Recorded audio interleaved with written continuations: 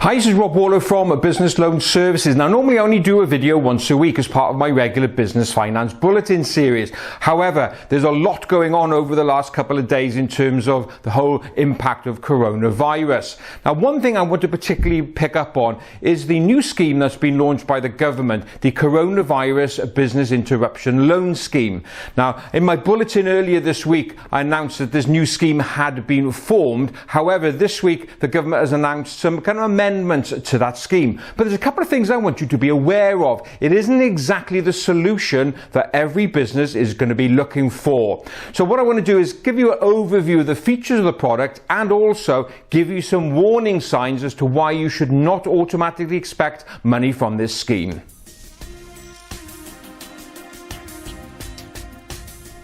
Let's start off with an overview of the product. As I mentioned, it's a derivative of the Enterprise Finance Loan Guarantee Scheme, so it works very much in the same way. First of all, the British Business Bank, which is an umbrella organisation and home to all of the government's finance-related schemes, will provide a guarantee to the lender of up to 80% of the balance of the loan. Next month, the loan amount starts at a minimum of £1,000 up to initially a maximum of £1.2 million. However, in the last few days, the Chancellor has now upped that maximum to £5 million. The first 6 months will be interest-free. The terms of the loans ending from 3 months up to a maximum of 10 years. And products, well, it will cover overdraft limits, term loans, asset finance facilities and invoice discounting facilities. Now, there are some ineligible sectors, so best thing to check out with your lenders to whether your industry is eligible. Let's move on now to some of the barriers you face if you want to apply for the money. Now, the reason I'm doing this video is to make business owners understand that certain businesses will not be eligible. It is not available to every business in the land. It's not going to work that way, unless, of course, the Chancellor decides to do a complete overhaul of the scheme. So the first barrier you'll face is it's only available to viable businesses. Now, if you've got a business that was struggling before the virus hit, the chances of you getting hold of any money under the scheme are practically zero. Let me read for you a paragraph off the British Business Bank website, which is the body that oversees this loan. This is really important, and it says that the scheme encourages lending to viable UK businesses that would be turned down for a loan or other form of debt or finance due to inadequate security. So the key line there is lending to viable businesses. So if you've got an unviable business, you are not going to be eligible to apply.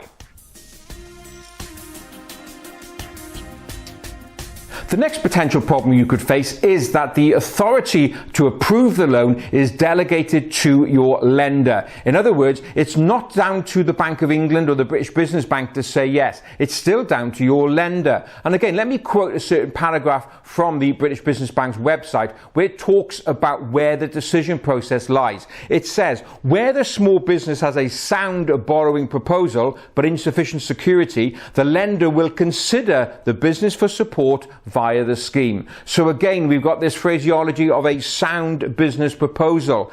But the fact also is that the lender will consider the business for support. The decision lies with your bank. So if you've got a bit of a rocky relationship or a business that is already struggling, the bank may not decide to support you. Therefore, you won't get access to the scheme.